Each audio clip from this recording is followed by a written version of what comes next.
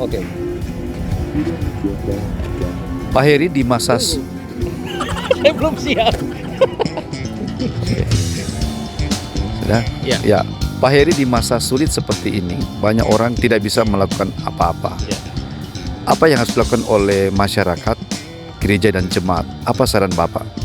Ya, yang pertama saya bisa mengerti ya, ketakutan itu melanda di bidang apapun, ekonomi, kesehatan, dan keamanan, dan lain sebagainya. Tetapi intinya begini, tetap bangun kotamu, tetap bangun desamu, tetap beraktivitas. Bukankah Pak Presiden juga mengatakan tetap produktif, tetapi dengan hikmat. Bekerja, belajar, dan beribadah di rumah.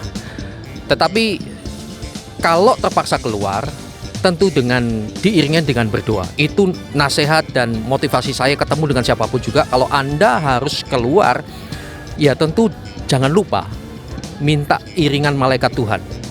Dan pasti Tuhan nolong tanpa kekhawatiran apapun. Mari kita belajar dari Nehemia 4, Pak. Itu luar biasa. Nehemia mengerahkan bangsa Israel untuk membangun kembali tembok yang sudah runtuh. Ada 3 poin, saya bacakan di Nehemia 4 ayat 6. Tetapi kami terus membangun tembok sampai setengah tinggi dan sampai ujung-ujungnya bertempuh karena seluruh bangsa bekerja dengan segenap hati. Artinya seperti yang saya katakan tadi, terus membangun ekonomi saudara, pekerjaan saudara, pelayanan saudara tetap terus harus jalan. Karena apa? Dan itu harus kompak. Seluruh rakyat, seluruh jemaat, semuanya tetap membangun visi Anda masing-masing sesuai yang Tuhan percayakan kepada Anda. Lalu yang kedua yang menarik, Nehemia 4 ayat 9. Tetapi kami berdoa kepada Allah kami dan mengadakan penjagaan terhadap mereka siang dan malam karena sikap mereka. Jadi ada orang yang mengejek. Ya. Ini yang kami lakukan sekeluarga. Saya mendorong seluruh jemaat untuk berdoa bahkan puasa setiap hari Rabu. Dan tiap pagi saya bersama keluarga, terutama hari Rabu, hari puasa itu kami berdoa bersama. Jadi harus bangun mesbah keluarga tetap. Dan berdoa kepada Allah kami. Jadi ini tidak bicara soal agama Kristen saja ya. Agama apapun terus berdoa. Selain bekerja, ora et labora. Kalau enggak ya ora ono opo-opo, tidak ada apa-apa.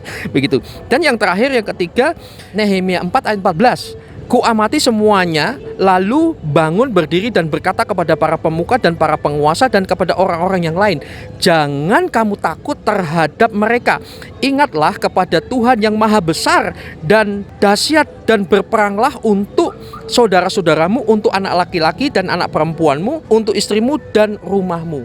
Artinya tadi ya, tetap bekerja, tetap berdoa, lalu iman harus dikokohkan. Jangan takut. Tetapi bukan iman-iman pok-pok. Pok-pok itu bahasa sini ya, iman ngawur, iman kebablasan nih, bukan demikian. Tetap harus beriman, tapi tetap harus berhikmat.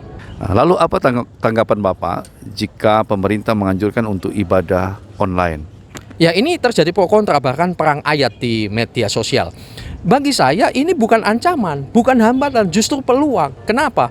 Yang nonton kita, yang mendengar firman kita jauh lebih besar, lebih banyak. Ini peluang penginjilan dan pemberitaan Injil yang luas seluruh dunia, around the world without traveling. Keliling dunia tanpa keliling dunia.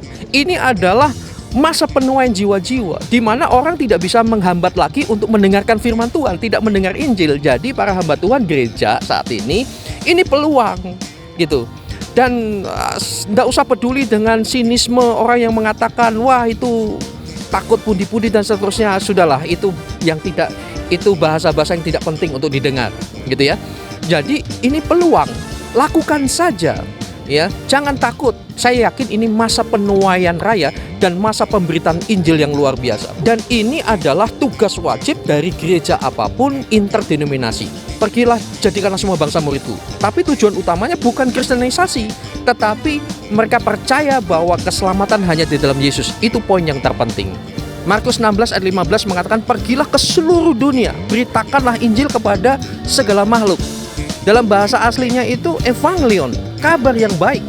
Ya, jadi dalam masa-masa sukar seperti ini tidak perlu terlalu terintimidasi. Percaya Tuhan menyertai.